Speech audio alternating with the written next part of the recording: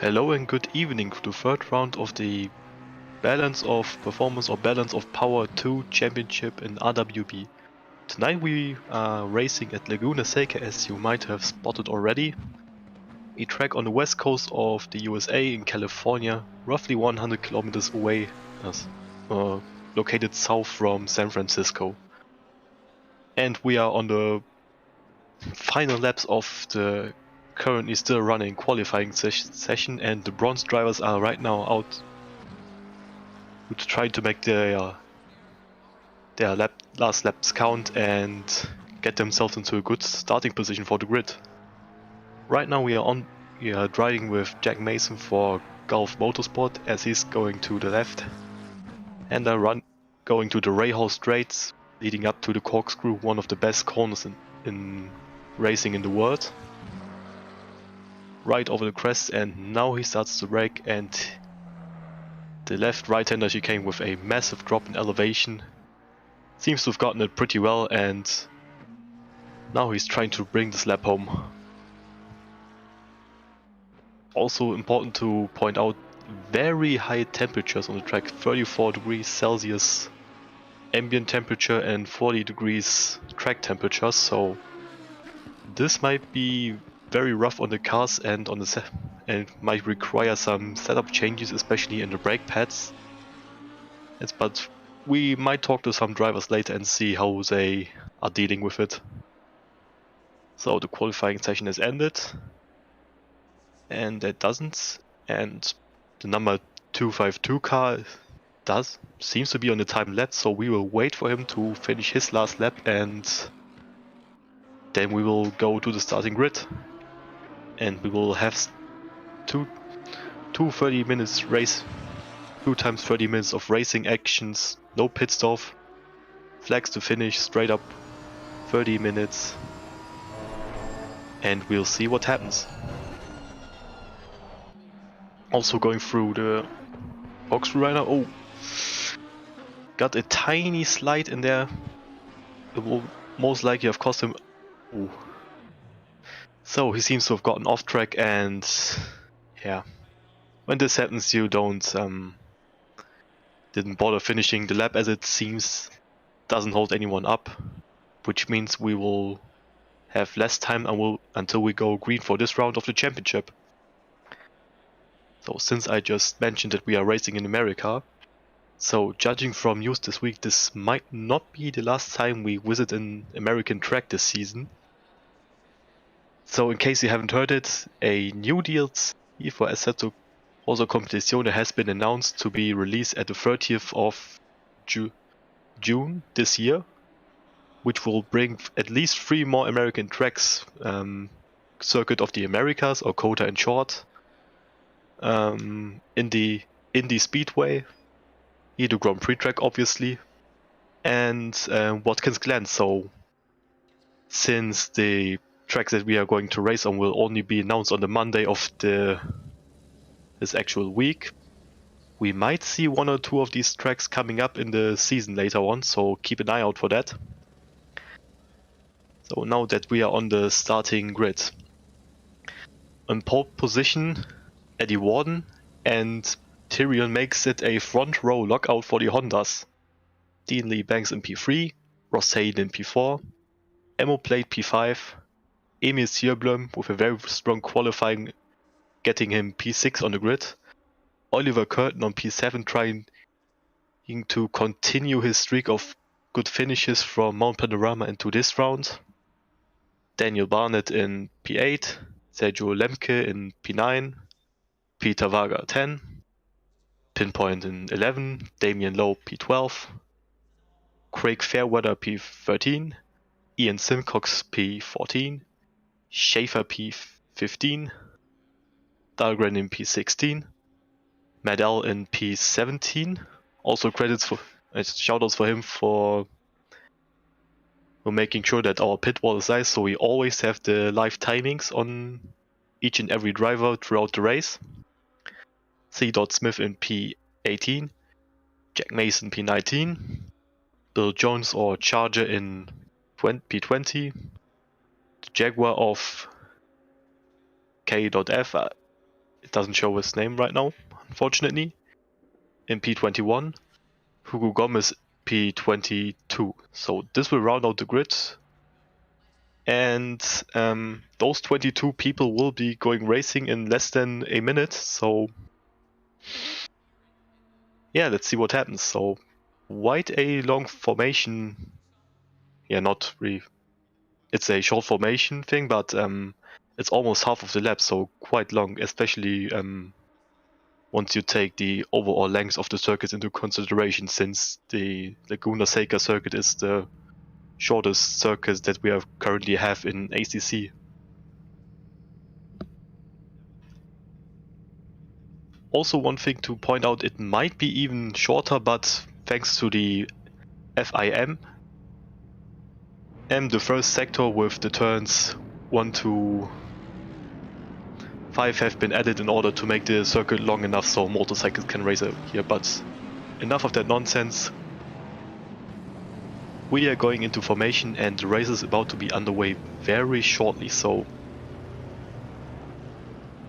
the first real corner is a hairpin, the Andretti hairpin, and so hairpins are usually assigned for chaos, so let's just hope all 22 drivers on the grids will take care of each other and try to not be too aggressive, since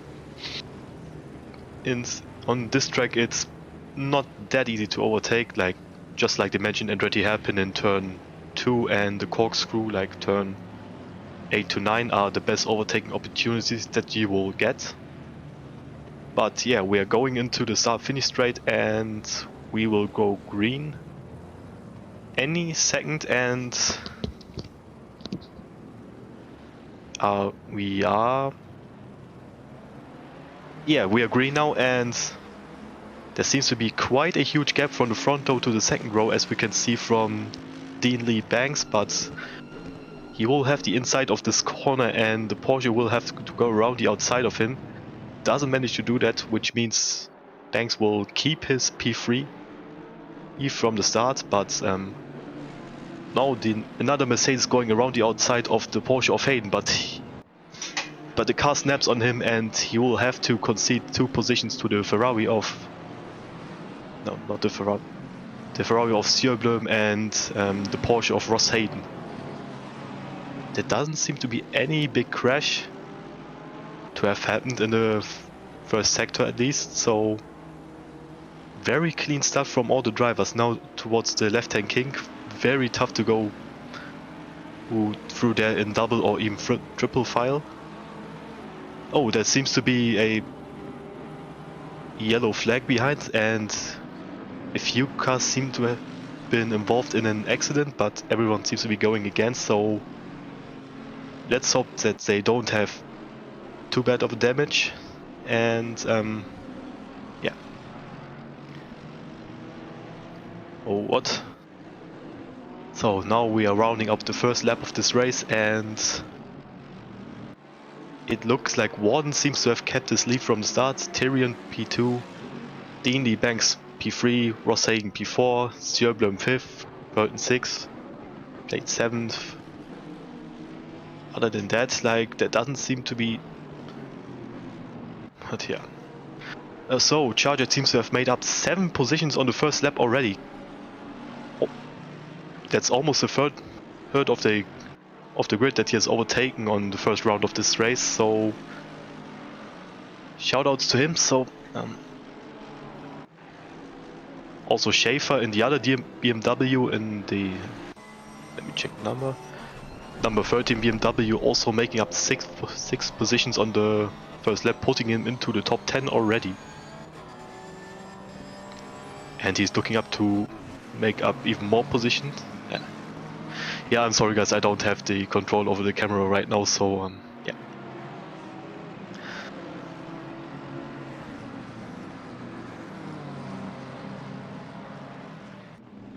Oh, Barnett seems to have dropped quite a few positions for now. And someone has parked it on the gravel trap on the corkscrew. Or 2 people even. So since 2 people have that yellow circle around them.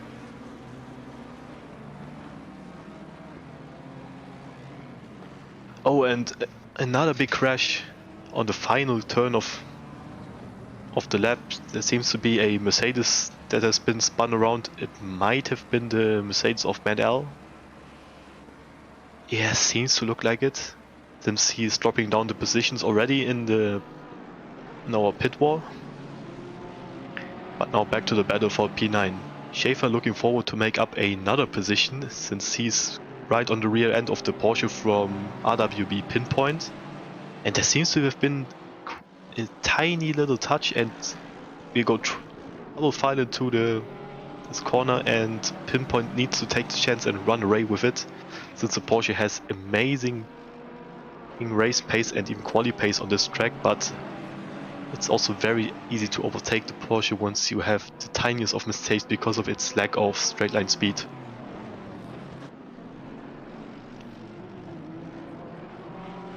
Schaefer cutting a little bit of a corkscrew on the exit, paying the price for it by dropping back behind Pinpoint again. Now we can already see like it's only 3 laps done, and there's also already quite a big gap between P3 of Dean Lee Banks and P2 from RWB Tyrion. And so the Hondas seem to have very good pace around this track, which would be reasonable because on paper the Honda is very good on those mechanical grip corners and low speed stuff, which there's plenty of in Laguna Seca. And on P4 we have Ross Hayden, who also seems to have dropped back from the final podium position and is rather on the back foot, trying to keep his place safe from Emil Sjöblom in the 747 Ferrari.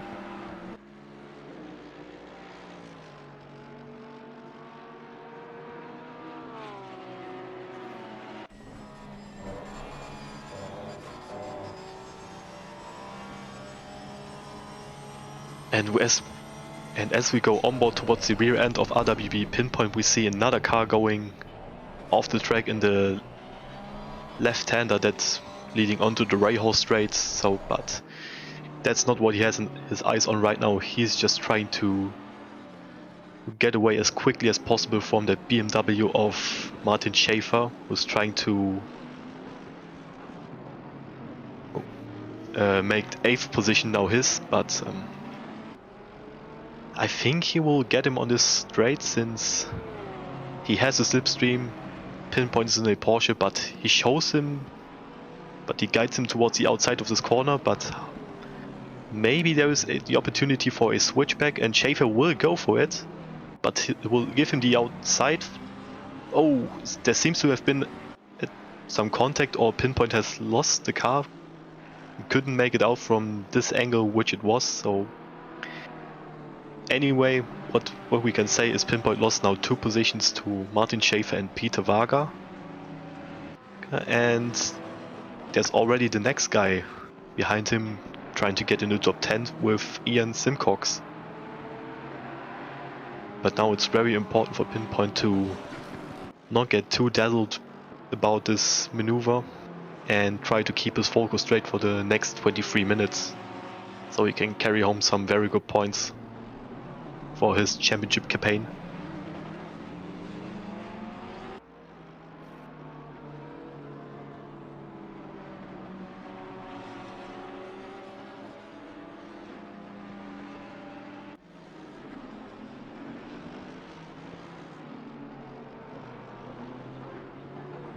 So with not very much action going on right now, let's see what people are typing in the chat. RWB Cos says, "Yo Peps, hello Cos, nice to have you again for this race." And we have Catholic Chulu. I'm pretty sure I pronounced that name wrong, I'm sorry for that. And he or she says, "Let's go NSX." So your cheers for the Honda drivers seem to be working, because they are still locking out P1 and P2 respectively. So quite a good race track to be a Honda driver at, as it seems right now. But now we are on board, not anymore. So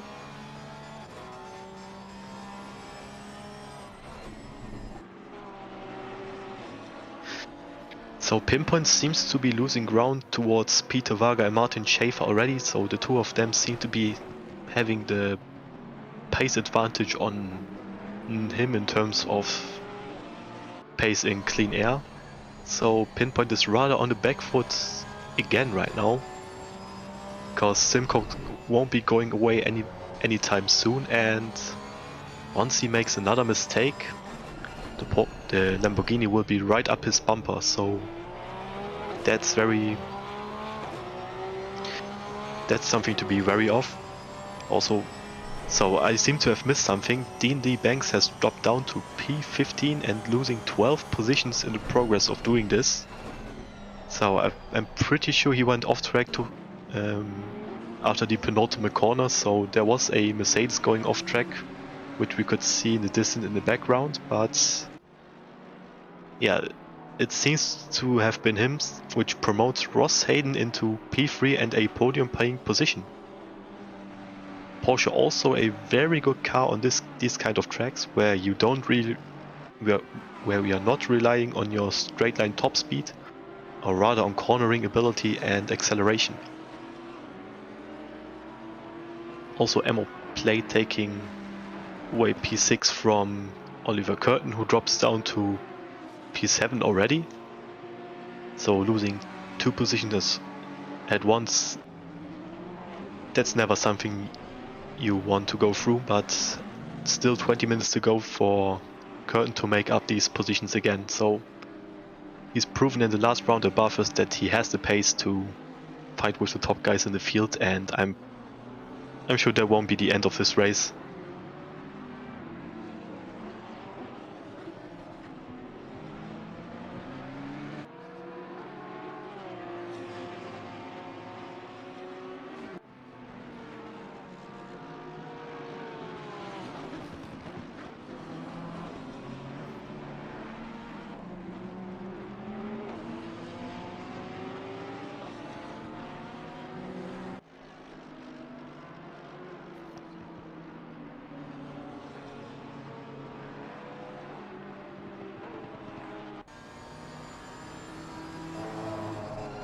So going into this corner, Oliver Curtin has to defend from Schäfer, who goes down the inside and takes away P7 from him. Or does he?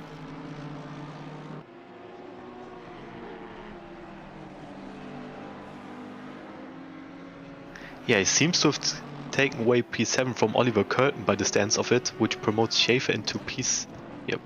Yeah, obviously he's in P7 now, but now he has gained 9 positions over the course of only 11 minutes of racing. Quite a huge effort from Schäfer already, getting him into the high points paying positions. And we need to ask ourselves whether Curtin did carry some damage from a collision with one of the guys he was fighting with, or maybe just a huge slide which made his tires overheat, and now he's trying to cool them down, leading to the drop of pace, or the dropping of pace. Other than that, we have Barnett in P14 now, dropping 6 positions from his starting position, so there seems to have happened something as well. But now Curtin is again on the back foot, and it looks like he has damage on the front end, and now he's desperately trying to keep Peter Varga behind him, but Varga might go for the inside into this corner, which he does, and he doesn't really fight it either, so yeah. That's P8 for Peter Varga and P9 for Oliver Curtin. And now we are riding with Magnus Dahlgren, trying to keep the Honda from Hugo Gomez behind him. Hugo also making up 10 positions across over the first, like almost half of the race, and now trying to make it 11 as he trying to find his way past the Ferrari of Magnus Dahlgren. He might have a very good opportunity on the start of the next lap, depending on how well Magnus gets his exit from the final corner nailed. Look how close Hugo is towards the rear bumper of the Ferrari 488 Evo. So depending on how hard Magnus decides to defend, it will be an overtake coming up for Hugo.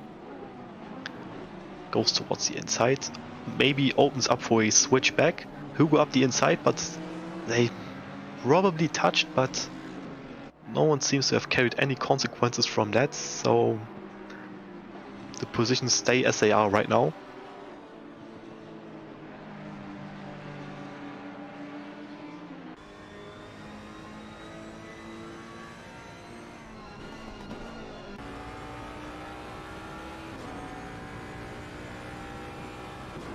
So Kevin F in P20 right now, riding with the sole Jaguar entry in this series. Doesn't seem to be doing too well, also seems to have been involved in some kind of accident, since his pace doesn't seem to be that much worse compared to the rest of the field, so he probably was involved in an accident as well, as we have a yellow flag in the rainy curve right after the corkscrew, and the number 46 car seems to have had an off, which would be RWB Pinpoint having another incident on this track, which will lead to him dropping down a few positions again. So not the best race for him, or rather a race to forget for him already. As we are riding with Emo Plate, who's also struggling to keep up with the Porsche in P3 driven by Ross Hayden, and he's not trying to catch him, or rather trying to defend from Emil Sjöblom in P5. Especially Emil trying to make the best out of this route, since his braces and buffers doesn't seem weren't going that well, at least compared to his usual standards and pace that he's able to carry.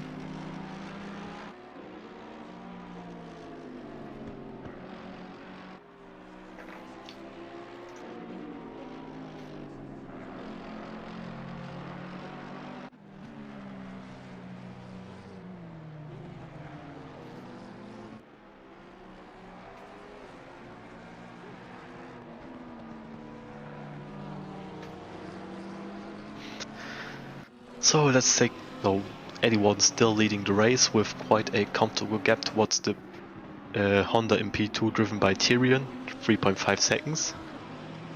But the gap between P2 and P3 is already really big, with roughly 13 to 14 seconds and 17.5 seconds towards the leader from P3 to P1, as we see Ian Simcox going up for a move up the inside on Oliver Curtin, so it seems to be quite a significant bit of damage that Curtin is trying to carry throughout this race, and still trying to battle himself towards a good paint point position, since every race counts.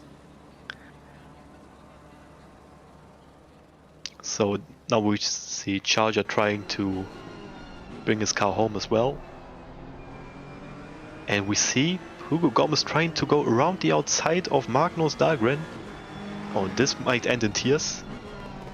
No one seems to wants to back out, as Hugo Gomez has to go towards the gravel in order to avoid a complete disaster.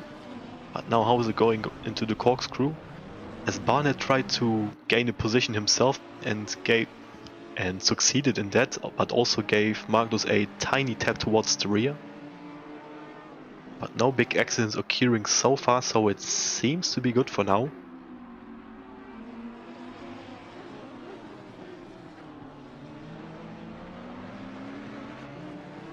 Oh, Dahlgren, not Dahlgren, Barnett going into the gravel, and this might open up an opportunity for Hugo Gomez to get his 12th position back, but will we see a move coming up into the Andretti hairpin? Yeah, maybe. They seem to be alongside each other going into turn 3. Oh no, they seem to have sorted it out between themselves, as Barnett keeps his 12th position.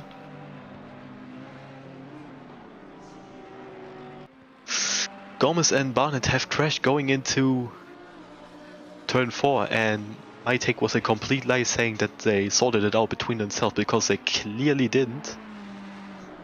turn 4 is not really a corner where you want to go double file into, but they try to, and like either one car has to give up its position or it will most likely end in a collision, or even worse, with both cars spinning out of very promising positions. Or not very promising positions, but you know, bringing them down the field and costing them valuable points in the race. But Dahlgren will be very happy about this because he will have 0 to none pressure behind him for the remainder of the race. And he can now cruise home to take home an easy P11, but maybe his pace is good enough to catch up to Oliver Curtin as well, since Curtin has suffered quite a pace drop in this race compared to what he is capable of, and if he keeps at it, he might get into the top 10 by the looks of it.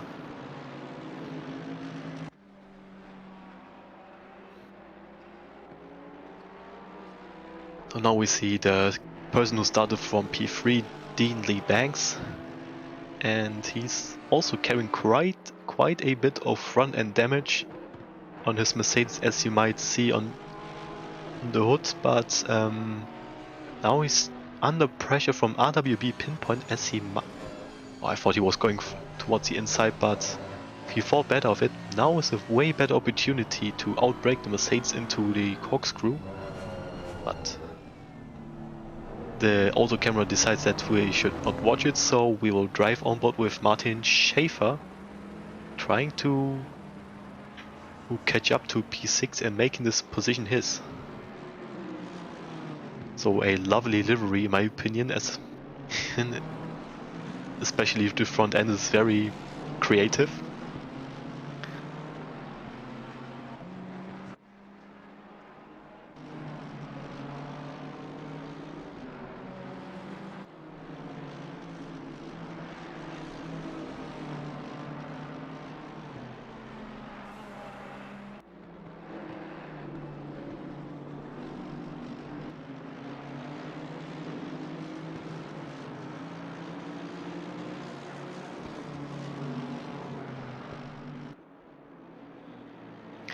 So Schäfer seems to have gotten a very good exit out of the left-hander going into the Rahal straight, and he might have the inside towards the corkscrew depending on how late he decides to brake. But he thinks better of it and will live to fight another day, take for P6.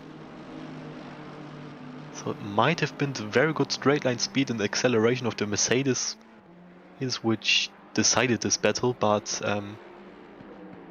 now also there's not only Emo played in P6, but Sergio Lemke in P5. So we have a three-way battle for the last position in the top 5. If going into the final stages of race 1 of 2.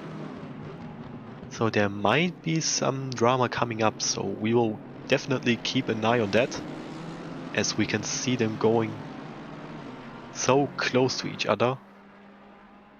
And Sergio, especially Sergio and Emo, feeling the pressure from behind. So even more, the pressure is on Emo's side. So he needs to how do I say it?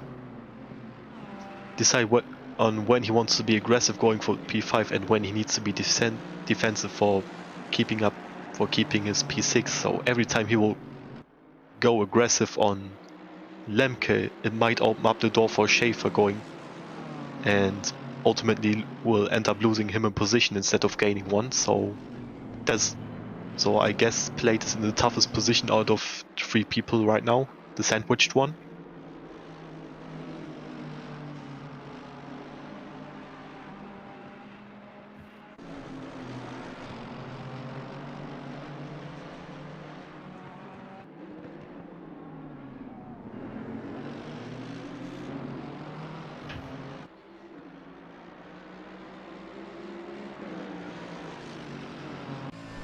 So he played right up, or not quite up the bumper, so he won't be going for a move down the Andretti hairpin. But He'll obviously try to stay as close as Lemke as possible, put the pressure on and hope that he maybe cracks under it or just makes a tiny mistake to open up the door for him. As we saw Lemke dipping his left-hand wheels onto the gravel, as Plate does himself, so that means a double overtake for Schaefer, going up to P5 now. Wow. But Lemke seems to have more issues as he's now dropping behind Plate as well, and also Peter Wager in the number 12 Ferrari is showing up to the party and snatching P7 away from him. So there seems to be something wrong with Lemke. Is it maybe that he is underfueled, or did he have a slow puncture? Maybe some rig issues? We won't know. Maybe he will tell us after the races. Who knows? There's definitely something wrong. Like maybe he goes to the pits now. No, he carries on for the last 6 minutes of the race. Like, considering how long a pit stop in ACC takes, it's probably the reasonable decision to do it like this. As we see a yellow flag in the corkscrew again. It's again the number 46 of Pinpoint, he seems to have gone off the track.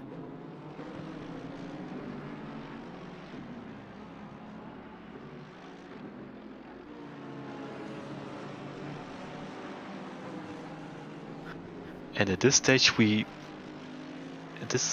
need to ask ourselves whether Simcox is smelling blood going for P8 right now. Well, because like we don't know how long it might take him to notice that Lemke has quite a significant drop of pace compared to him, and maybe Simcox is a little bit in a chill mode trying to bring home his P9, but if he notices, obviously he will push for it, trying to gain this position as well, so we might have to keep an eye on that as well. So as we see Schaefer leading away from the two Mercedeses he was stuck behind right now, also opening up quite a significant, not significant, but a huge, quite a comfortable gap to operate with.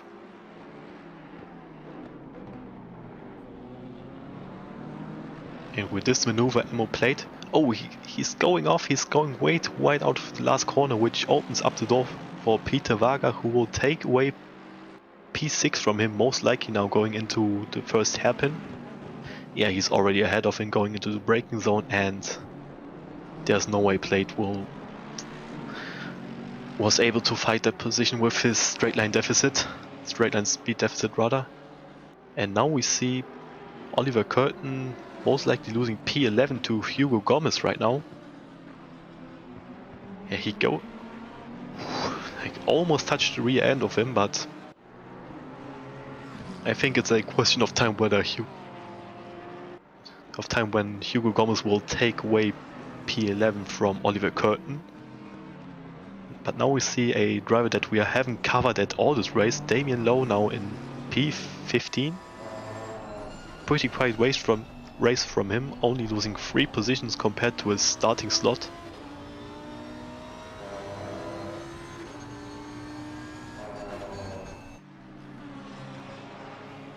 Yeah, so that's another position lost, unfortunately, for Oliver Curtin, and someone's loss is another one's gain, which means Hugo Gomez is up into P11, gaining 12 positions over the course of the race right now.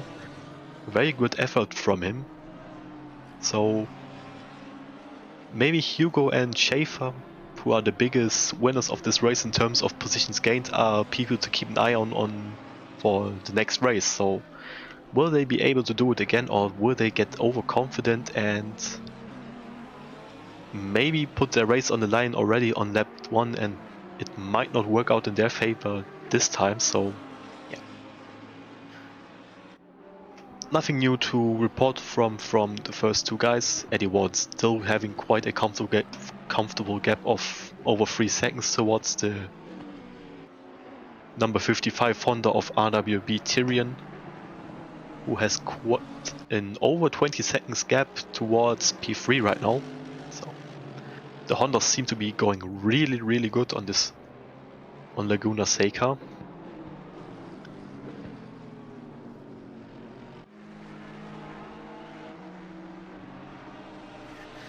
So something that's still yet to be settled in this race is the final spot in the top 10. Magnus Dahlgren trying to defend his position from Hugo Gomez, who will take any chance he will be presented with within the blink of an eye, considering that it's only like maximum 1.5 laps of racing to remain. And he's already quite close up his rear bumper, like only one little mistake, only one rear dip towards the gravel, and he will find himself in big trouble, as he will do going into the straight right now. So I think with this slipstream he will go alongside, and he will have to go around the outside considerably, but going into the braking zone for the Andretti hairpin. Will Dahlgren manage to keep the inside of the corner? Yes, he does, but it's still not done. So going to the two right-handers right now, and we might see another attack coming up for that final top 10 spot. And Hugo Gomez desperately trying to go around the outside because Dahlgren won't give him any room. He knows what he's doing in terms of defending. But now going in through this left-hand kink, like, doesn't seem to have messed up the exit, so very little chance of an overtake for Hugo right now, as he will still need to slot behind in Dahlgren. So let's see where. So there's another lap of racing to remaining, since Eddie Warden hasn't crossed the finish line yet. He's going onto the Rahal straight leading up to the corkscrew. And now we see Peter Varga going up into... he was already up in 6th place. He overtook Plate a few laps ago, my bad. But now the two friends, both racing for the Soul Race team, are trying to decide which one of them gets P5. Will we see some team orders taking place, or will Peter have his multi-21 moment coming up right now? We will see it on this final lap, as we see quite a gap opening up now to Schaefer.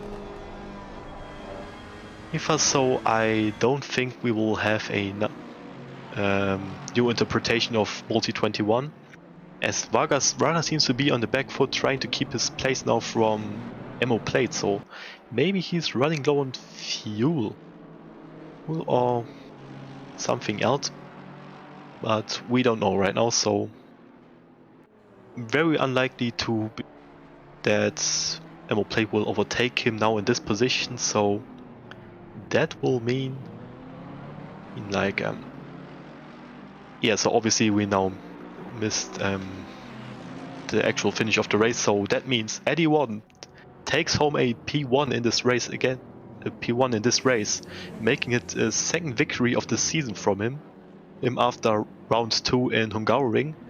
And Tyrion rounds up the 1-2 finish for Honda, taking home P2, as Ross Hayne takes a very surprising podium finish, and Sjöblom takes home P4. So Schaefer, Varga, and Plate take P5, 6, and 7. Lemke stays on P8. Simcox takes a P9, also a very good race from him. Magnus Dahlgren keeps his 10th position. Hugo Gomez 11th. Burton 12th. Lee Banks 13th. Daniel Barnett P14. Madal P15. Pinpoint P16. In Charger P17. Jack Mason P18. Kevin F takes home P19 with his beloved Jaguar. Damien Lowe in P20, so there seems to have happened something to him that we missed on the live stream.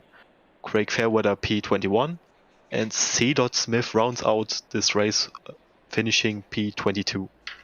So that is the finish of race 1. How did you guys like it? Was there anything that surprised you, or that you want to talk about in the chats, or did it all go according to the betting odds?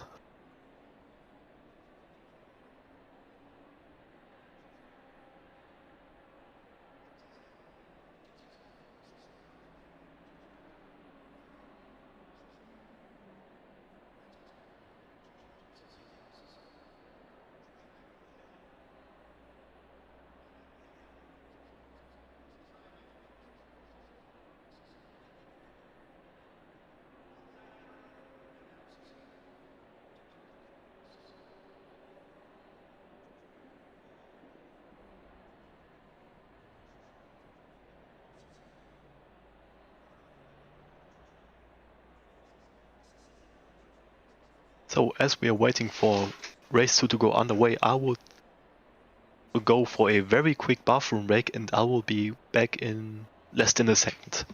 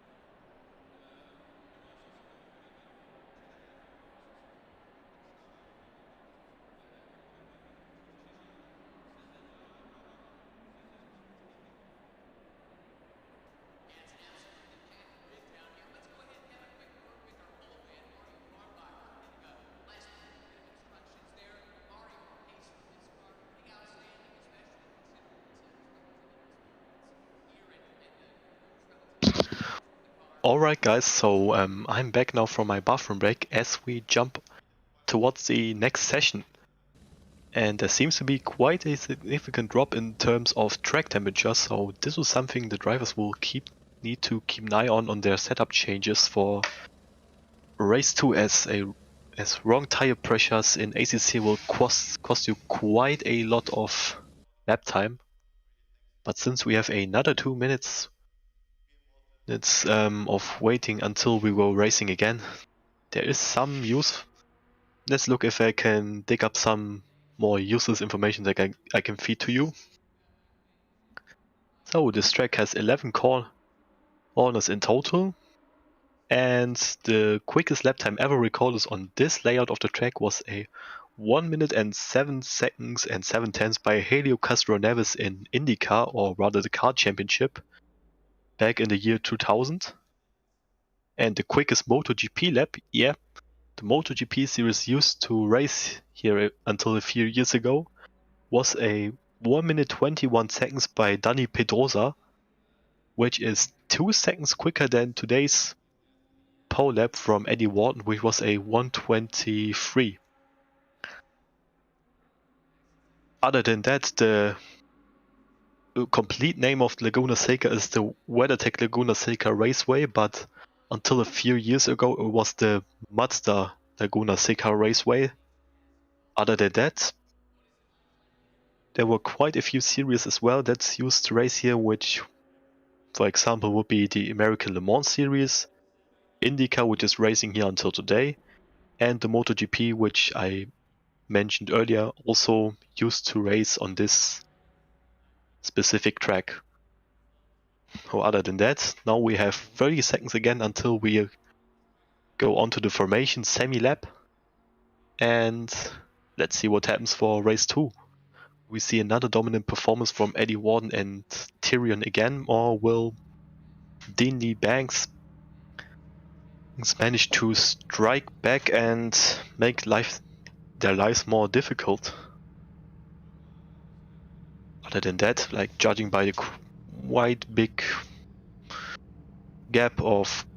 a big gap in where the 6th row is supposed to be, at least, quite a few people have unfortunately quit the race, which is always sad to see.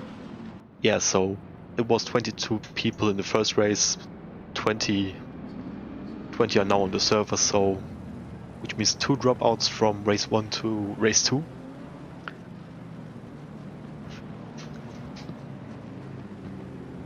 So other than that, it's also late in the evening right now, 7 PM, which means the sun will be low, so maybe in some corners the sun will be so low that it might not exactly help the drivers with visibility for brake markers, turn-in points, and other visual cues that you will need for your racing. So anyone will lead towards the start finish straight for the second and final time of today, and will we see they're already pulling quite a big gap again, so it's up to P3 in Banks to reduce that gap again, as it is quite good right as we go green again, and the Porsche of Ross Haynes seems to have gotten a really good start. Now seems to be dropping off. And Banks takes up the inside of Tyrion. How hard is he going to fight him for that sweet P2 spot? Now he's around the outside of him and to corner 3. And he keeps it side by side with him as they have a little touch, and Tyrion profit from that as we'll have the inside again for corner 4. And there seems to be quite a big collision between turn 3 and 4 with quite a few cars tangled up in a big collision. We might hear from that later and see who was involved in that. But other than that, the fighting will have helped Eddie One quite a lot, as he has already a really comfortable gap to work with. As we might see from the shot, there's already more than 1 second of a lead that he has towards Tyrion again, so it's really, the ball is really in Eddie's court and it's on him to fumble a double victory. But it's still a lot of racing to go, and Laguna Seca is quite a tiring track to race at, so that's also a factor that might come into play. But as we speak, as we round out the first lap, Warden in P1, Tyrion P2, Banks P3, Plate P4, Hayden P5, Sjöblom P6, Curtin, Lemke, Barnett, Schaefer, Varga, Simcox, Darwin, Charger, and so on. And so there doesn't seem to be a person that dropped up quite a lot of positions on the first lap or massively gained positions. Other than the usual suspects with Schaefer, who starts way further back than his race pace might suggest, and Charger, who's also a person who rather starts from the back and prefers to working his way up the field again, always.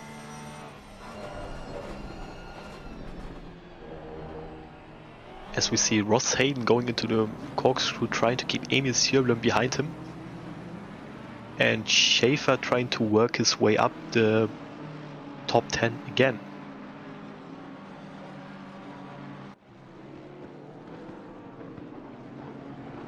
Oh, someone seems to have binned it into the corkscrew, the P12 car from what I can see, causing a yellow flag there.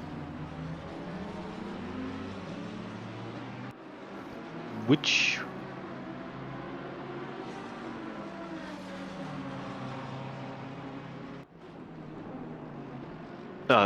it can't be the P12 car. I will keep you updated on that definitely, but let's now go to Oliver Curtin, who again lost quite a few positions on the start, already dropping 6 positions on the first 2 laps, so he's obviously not too happy about it, but his car doesn't seem that badly damaged compared to race 1, so maybe he will have a chance to gain some of these positions back.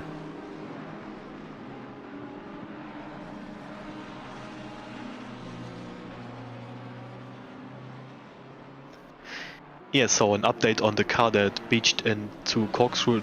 It wasn't Peter Varga, it was the number 19 McLaren of Jack Mason, who seems to have struggled with that corner on this particular lap. Unfortunate for him, he's also a candidate who likes to work his way up the field, but yeah, that will be a very tough task to behold, since he's dead last right now and has quite a big gap of over 8 seconds towards P19 of Hugo Gomez.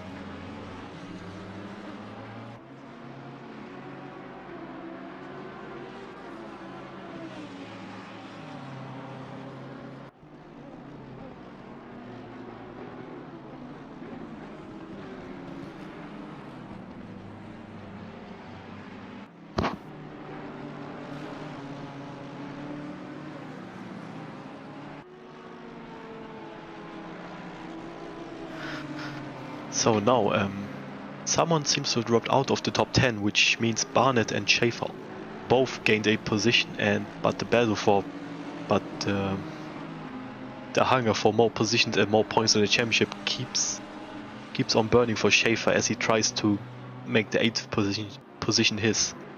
As we see Magnus Dahlgren trying to capitalize off a top 10 finish on the first race again, and sees Ian Simcox in front of him, and overtaking him would mean he would be up to P11. So these guys seem to be quite evenly matched in terms of raw speed, so that might be a battle that goes on for across the entire race, if we are honest with ourselves. Other than that, we see Ammo Plate already building up quite a significant gap towards Emil Sjöblom in the 747 Ferrari.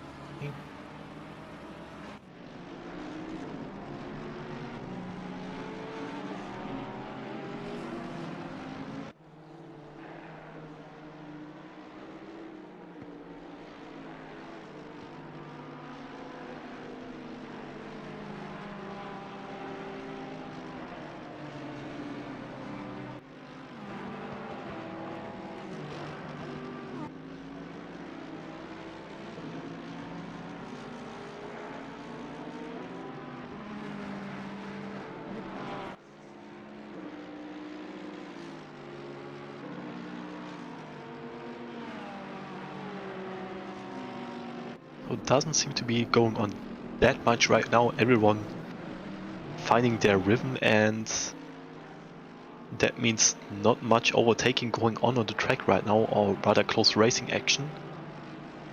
But still, the guys being very close to each other, around like half a second of a gap towards each other. So the tiniest of mistakes might lead to a catastrophe. Yeah, I'm sorry, I'm lacking the word right now, but I hope you know what I'm trying to say. So mistakes get punished. Let's put it like this. So now we need to ask ourselves: did Dingley Banks have a mistake, or are the two Hondas just that quick the Laguna Seca Raceway right now? As we see them pulling away from the rest of the field by a significant gap again. So this is something that we need to address on the post-race interviews, I think, and asking whether it's just the nature of the car or maybe some BOP working in their favor.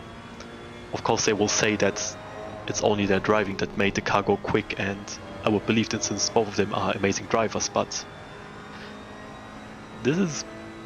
pulling this gap with 8 minutes of racing is a little bit suspicious if you ask me, but who am I to judge it? I'm not the guy racing right now. We see Emil Sjöblom in a top 5 position again, and he's in a similar position to like Ammo played last race. He is in the middle of a German manufacturer sandwich, which means like one little mistake going aggressive towards P4 and towards Ammo, and which would mean Ross Hayden would have the opportunity to dive up the inside himself and gain a position for his points tally.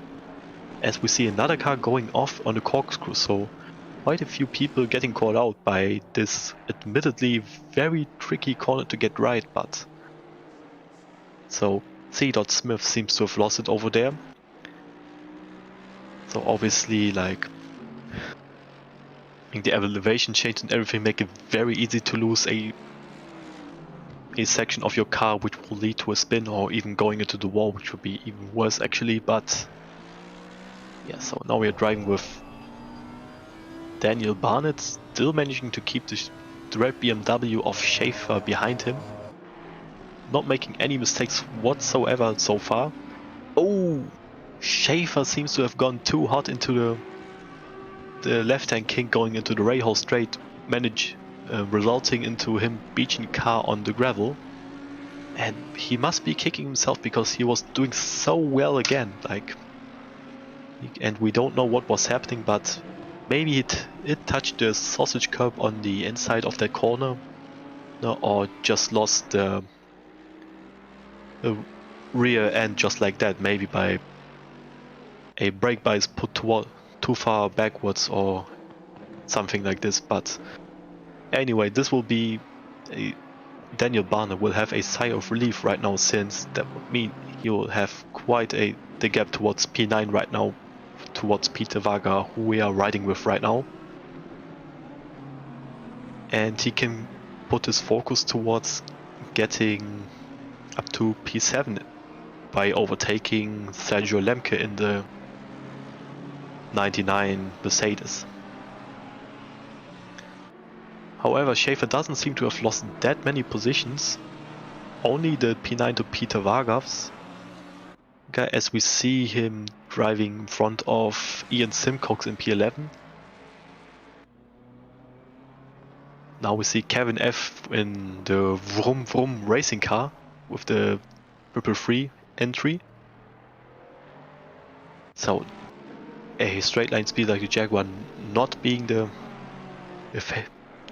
car that you want to drive on this track most likely, but he still manages to keep it on the road for now. And as we see, Tyrion the gap is not as big as in race 1, but it's still very comfortable to work with for Eddie, who has been in the position quite a few times and probably doesn't feel like such high amount of pressure from the guys behind him trying to take his positions away.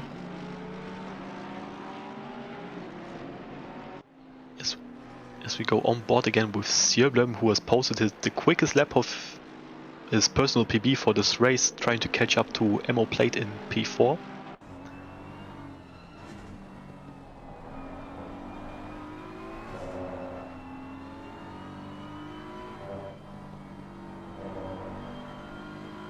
And so, as we are riding on board with Schaefer in P11, and from the wheelwards camera, spotting Ian Simcox right behind him, ready to pounce on any other mistake he's going to make, we have another message in the chat. Hypnotized Man says, will there be another RST Competizione 2.4 hour series? So I think there's a very good chance we will have another RST's racing series again on this channel anytime soon, since the team racing championship have always been very popular around RWB.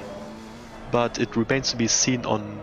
Oh, now we see Peter Vaga dropping wheels on to the gravel, and he will beach it on the outside of the penultimate corner. And you're losing quite a few positions in the progress, dropping him down to P12. Very unfortunate mistake. It's super easy to go a little bit wide, trying to chase the final tenth of your lap time, being as quick as you could possibly be. You need to catch up to the guys in front of you, but in doing that, it's like you put one foot or one wheel rather wrong, and it might end a disaster like it did for Vaga. So to come back to you, Hypnotized Men, like there will be definitely another RST team championship again, but it might not be a 2.4 hours racing series. Like we had 3 seasons in total. One was 90 minutes long of racing, one was 2 hours, and the third one that you're referring to most likely was 2.4 hours. So maybe we have a 4 hours racing league, who knows, but definitely stay tuned on the RWB website, as it will be announced there when a championship like this will take place again. So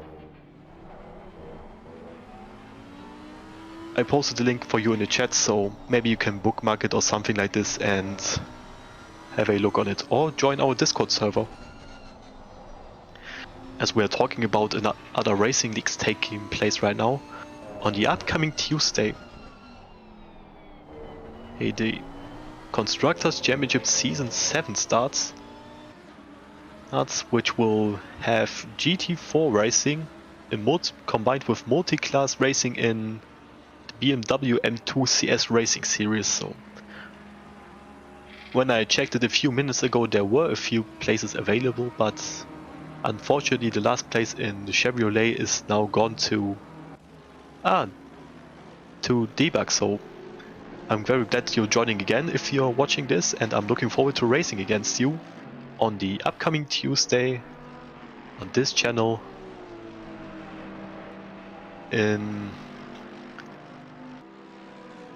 on 9 PM British summertime, most likely. At least it says it on the website. So now we're going on to the onboard of Ross Hayden in P5, who admittedly messed up his start a little bit by being a little bit too cautious. Since the Porsche brakes are so good, he could have maybe forced a move around the outside of Dean Banks in P3 right now, but he decided to play carefully and rely on his ability, also very good race pace, is to net himself a very good position in race 2 and take home a great tally of points in a round that would favor his Porsche the most.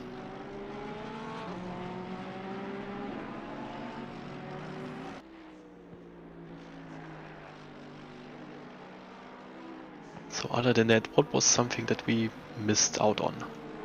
Yeah, Simcox up into P9 and Schaefer up into P8, so someone other than Varga might have had a problem, which he might have missed on the broadcast. Oh, okay, thank you, it was fun the last time. Yeah, okay, yeah, no problem for that. So we would also like to welcome you back for the next RST series with your team partner, so I'm looking forward to it as much as you're doing, so yeah. So still Hayden in the corkscrew trying to keep the Ferrari of Emil Sjöblom behind him. And yeah, that's the biggest drama of driving a Porsche. You have such an amazing race pace, but one little mistake going out of a corner, and especially with a car like a Ferrari behind you, and you will most likely lose your position. So Ross Hayden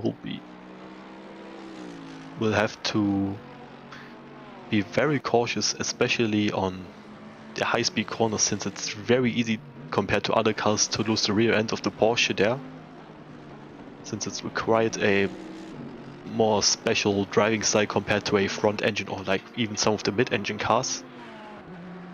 But he seems to be doing quite a good job on holding on onto the top 5 position, as we see Schaefer losing 2 positions to Dahlgren and Oliver Curtin. So there also seems to be quite a big gap opened up. Maybe Pitbull tells us more, but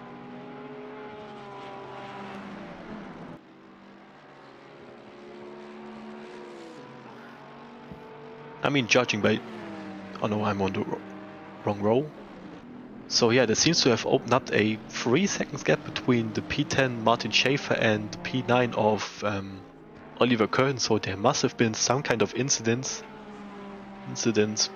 going against Schaefer's way, so maybe he went a bit wide as well in some corner, went off track on the final corner trying to maximize his exit speed, but resulting into dipping a wheel or two on the gravel. We won't know right now. So this race seems to be going way better for Dean Lee Banks in the P3. At least compared to the last race where he lost quite a few positions. Now he's very comfortable in the P3 position and trying to take home his first podium finish of this season, I believe. Let me check up on that quite quickly. Results.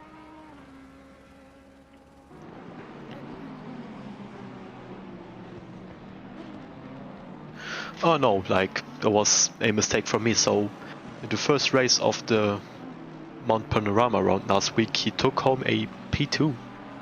So that will be his second podium finish, unless he did it in round 1. But that doesn't seem to be the case, so a P2 and a P3 for Banks if it stays like it is. And there's only one place left on the podium left to conquer for him, and depending on the choice of track in the upcoming weeks, we might see him compete for a race win. Who knows? As we see Peter Varga trying to make up some positions to have a better position than his racing or starting number might suggest. And he definitely has the pace for it, as he has shown in the first race and until his spin. So he will But at first he will need to fight himself past a Lamborghini of Ian Simcox. Maybe down the start-finish straight there might be a chance to gain a position, but the gap seems to be a little bit too big to move close to him in the slipstream, so probably not the correct point of time to go for a move unless you really dive bomb him into turn 1, which he will not do, and the positions stay as they are, as some gravel gets kicked out by a driver in front of them.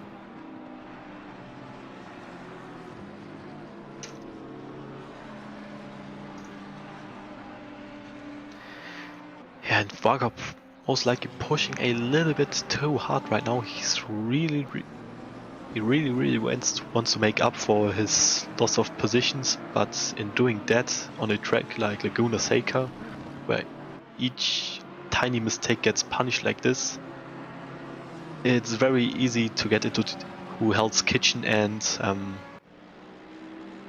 losing even more time and more positions by doing this. But let's hope he will keep it together for the remaining 9 minutes of the race and probably gain back a few positions that he's capable of inheriting from the drivers in front of him.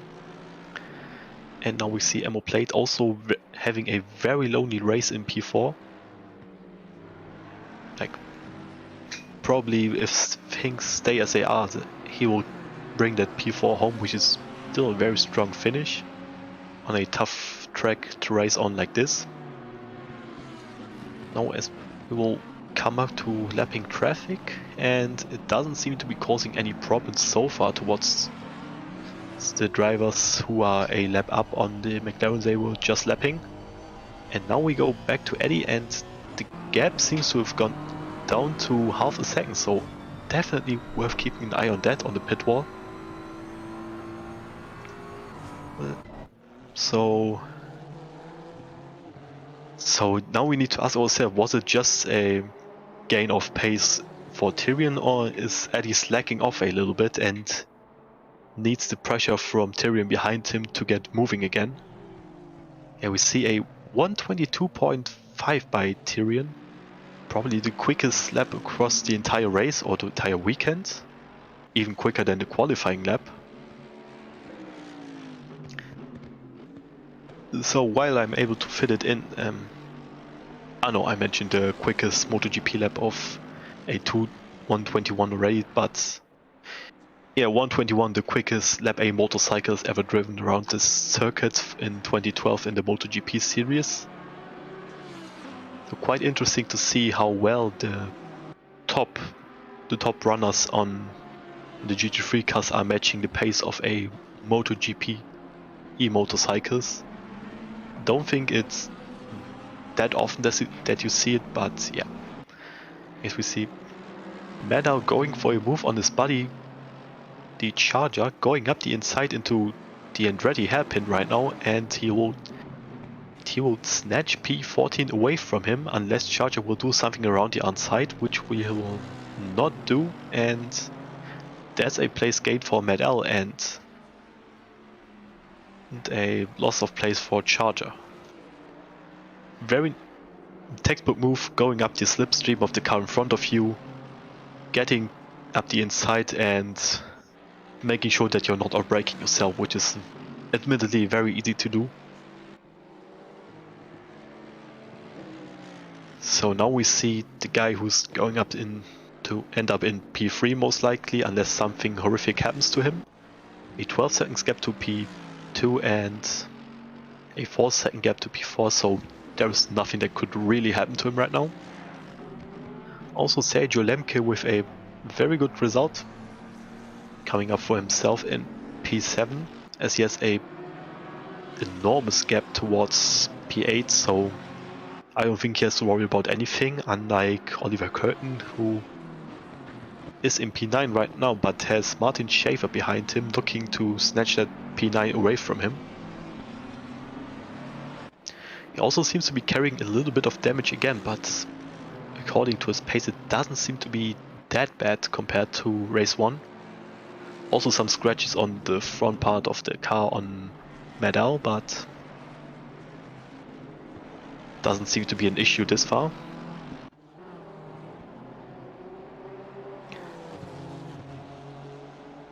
But Tyrion is not going to let Eddie run away with this race, and he's still putting the pressure on with 5 minutes to go. And it's a 4/10 of a second gap, and there might be something happening very, very soon, and I hope the cameras will be on for it for everyone in the stream to watch it. As we might see the second double win of the season denied from Eddie Warden. The first double win coming from Jack Alexander, who doesn't seem to be racing this round, unfortunately, in Mount Panorama, but yeah. So in this race, there don't seem to be many people that gained massive amounts of positions throughout the race, with the biggest winner in terms of positions being Magnus Dahlgren, gaining 6 positions, starting from P14, now being in P8.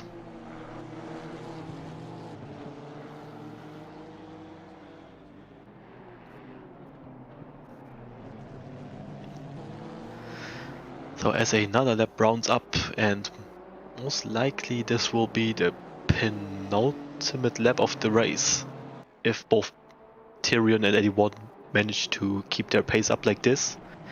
And time is running out for Tyrion to make a move on Eddie to snatch away his position and winning his first race of this season. And it's very interesting to see, will Tyrion just keep behind him and wait for a mistake of Eddie, or will he force the issue and maybe risk a crash fighting for P1 and go for the win in that way, or would he rather play it safe and think about the championship as in total? Because as of speaking right now, there's a 80-point gap between Tyrion and Warden, and if Tyrion wants to have any business of contending for winning this league, he needs to set an exclamation mark by overtaking Eddie to win this race.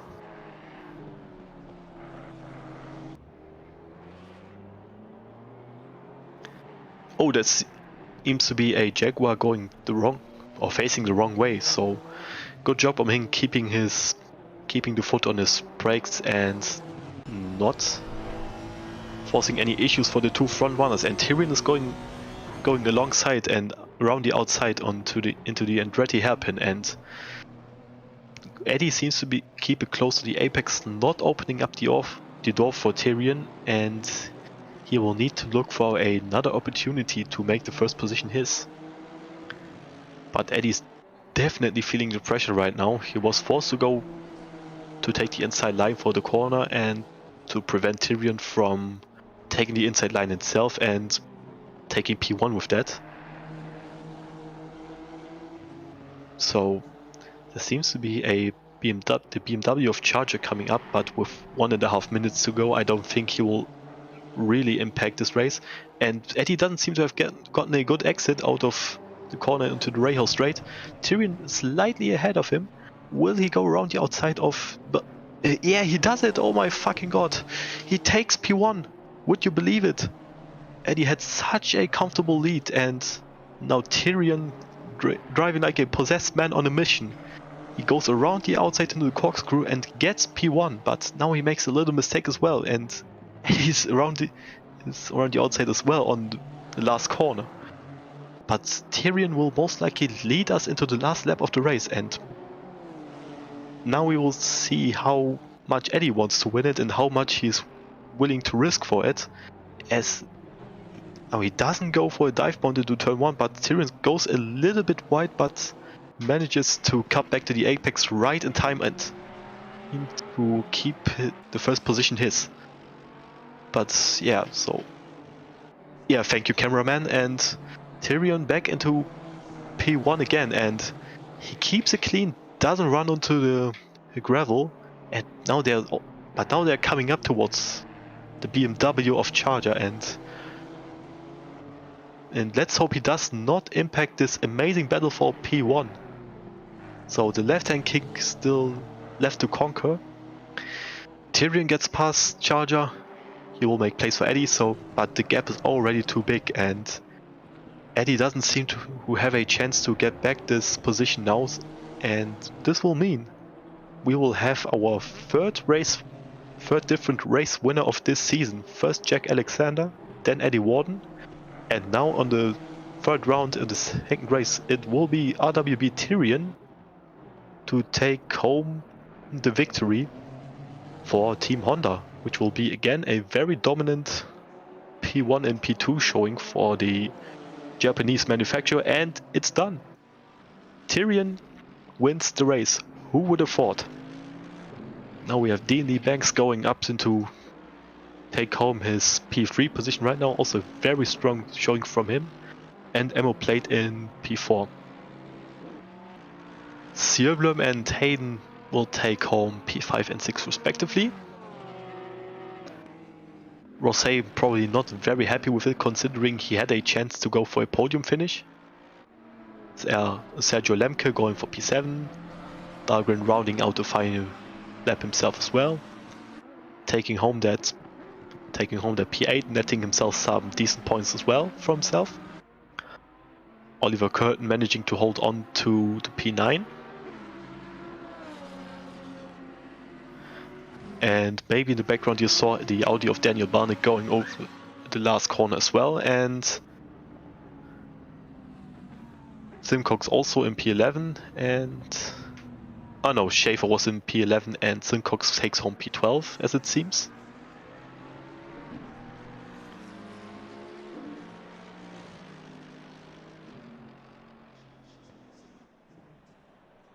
Oh no, Schaefer seems to be down in P19 according to the pit wall and in-game rankings. Anyway, so the race is over. Let's see if we can get some people for the interview right now.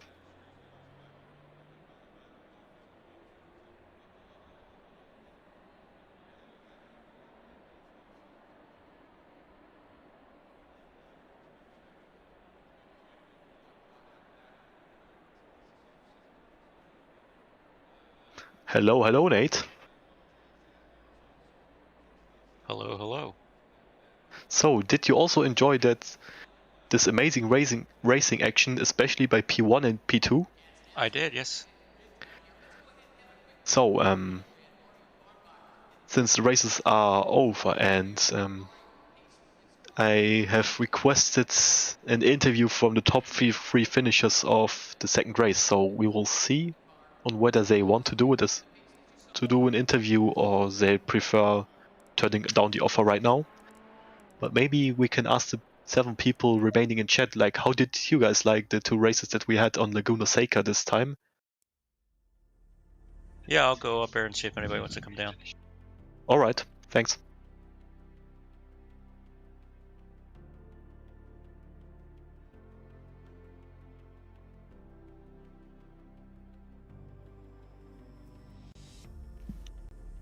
Hello, Tyrion. Hello.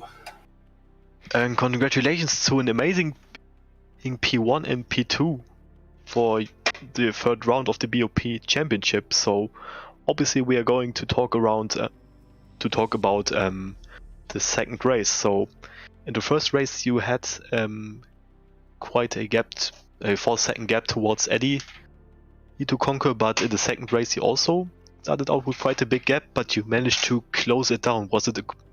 Did you manage to close the gap because of your amazing race pace, or was it rather because of mistakes from Eddie's side, or was it a mixture of both?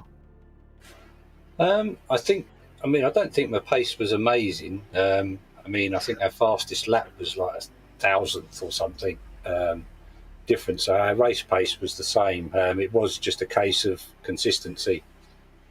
And in the first race, I didn't quite have my tyre pressures high enough. They were sort of like 0.3, 0.4 off, and I think that affected me. But I don't think that was enough for me to have caught him. So I just sort of tried to keep banging laps in the first race. But the second race, I was surprised after he got the 2 seconds after the first few laps, I thought, oh, that's it, he's going to check out now. And I think he must have made a couple of sort of laps that weren't, just made him lift in a few places, and that's all you need round there, and you lose a bit of confidence on a couple of corners, don't you, then? And it's, I had one big moment, the turn just before you go up to the corkscrew, that horrible left-hander. Yeah. I got a proper sideways drift on through there. Yeah, you weren't the only one. I just about caught it. I thought race was over at that point. But it sort of straightened up. I was like, oh, we're still going.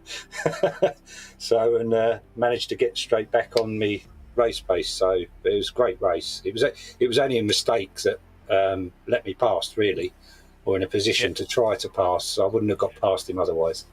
I'm going to drag him down here now, if you don't mind. Yeah, so I have like 1 or 2 tiny questions left to ask for Tyrion. So it's probably quite a little bit cruel to ask it now since Eddie joined as well. But how high was your heart rate going side by side into the corkscrew? Very, but just purely because I didn't want to cock it up. So I turned really late, sort of thing, and that. And I think Eddie just sort of lifted as we came over the crest and said, yeah, go on, sort of thing, But I think we would have got through there. But it's difficult because if you're on the outside, you don't want to understeer into that gravel. And if you're on the inside, you're going to understeer, obviously, into the car that's next to you. It's a real tricky one, but that was the only chance I had. So it had to be a 2x2 in there. So but it was good stuff. I don't think we touched even going in there. It was really good. It didn't look like it, at least from my point of view. Like maybe Eddie has something to say about this as well. Yeah, I was just praying not to hit you on the inside, to be honest. I was really happy that it got through without any contact. But it was it was an unfortunate little mistake for me, but definitely well deserved win. Oh, cheers. Yeah, I wouldn't have got past you I think did you just clip the curb on the left-hander? I think I either clipped the curb or got a little bit of an oversteer and just went a little bit wide. That was enough. Yeah, no, I wouldn't have got past you otherwise. No way, especially round Laguna. Yeah, there's not many opportunities. Yeah, now I'm watching you from Tyrion's onboard as well. Like, it looked like you got a little bit sideways out of the left-hand kink on the Rahal straight leading up to the corkscrew. So did you just go a little bit too wide on the gravel, and did the force manage to snap your car, or was it something else?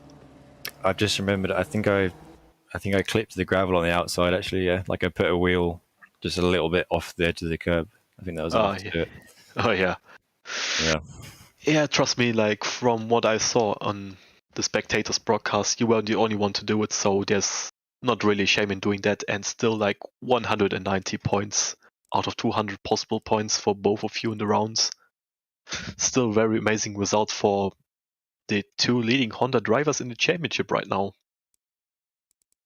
Yeah, very happy with that. Yeah, so there is a 70-point deficit going into the 4th round of the championship, and there's most likely, at least if we use the same rule book like the last season, there is a dropped round as well. So this is something Tyrion will benefit from. So the fight for the championship between the two of you seems to be on.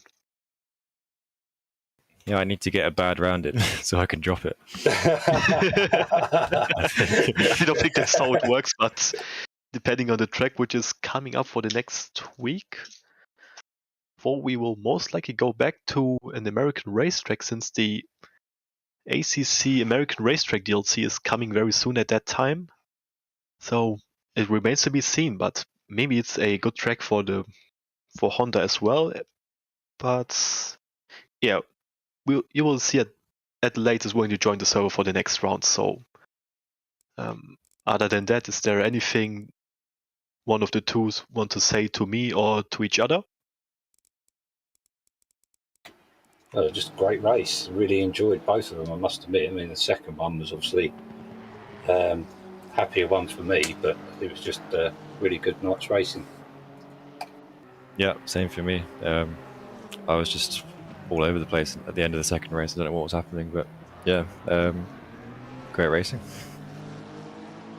All right then. So thanks for the two of you being here with us right now, right after the race, and see you in the next round. And since I don't want to keep him waiting any longer, we will get another driver who will have at least some mixed feelings into the commentary booth right now.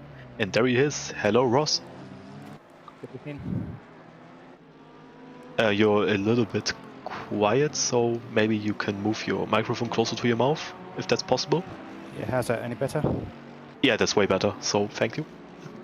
So, you managed to qualify P4, if I believe that right, in the Porsche, so I don't want to spread any false information, but that's quite a good qualifying considering your other races. So, did you put in more practice than the other rounds, which seems to have been paying off quite well?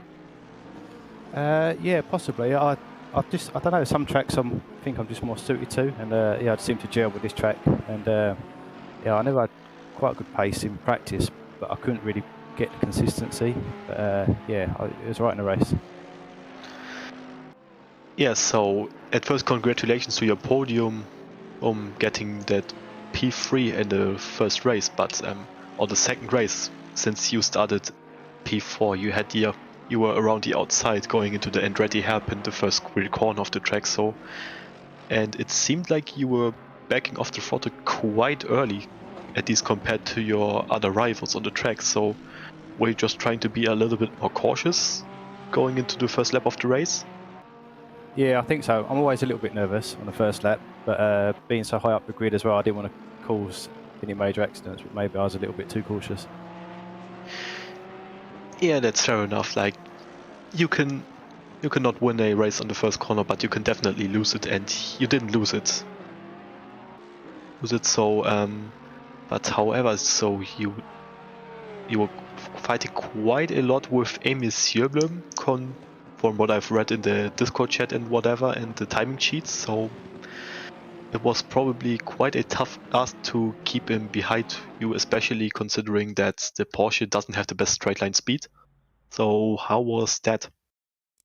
Yeah, it was a good little battle. So he got past me fairly early on, and I think he made a little mistake. So I managed to get back past and kept him behind for a few laps.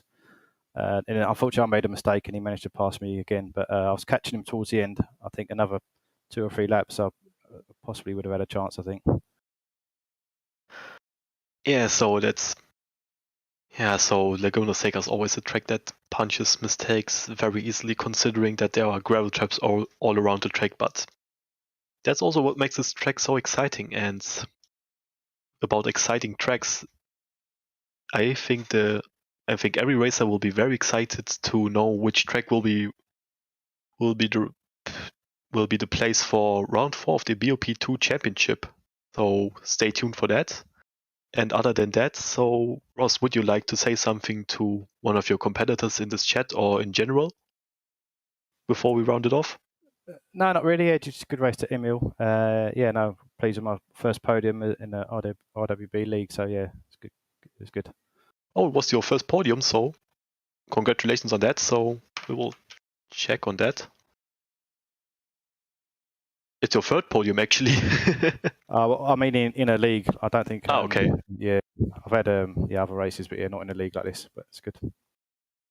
Yeah, so obviously something you want to build on, and once you get the first one, you want more and more of them. So good luck and into chasing more amazing race results like the ones you had today. Right, yeah, thanks. Yeah, so I think that rounds out the broadcast for tonight's coverage of the third round of the BOP2 Championship presented by RWB. Come back next week at the same time to see another amazing racing action on a, for us, known track. Pretty sure it will be as exciting as it was today. And other than that, so we want to say thank you to our sponsors that you can see on the bottom of your screen right now, simrace247.com, Assetto Corsa Competizione, the game that we are running on. But if you check our RWB website, this is not the only game sim we are running races on, also AMS2. A race room league is going on right now. And did I forget something? No, I think that's it. Just the constructor series on Tuesday. Yeah. But that's still an ACC. Yeah. Oh, also a big thank you to Racing Sim Tools, SimSock, and Next Level Racing. And hopefully I will see you guys next week again for the 4th round of the championship. And I hope you have a nice evening and a nice time until then.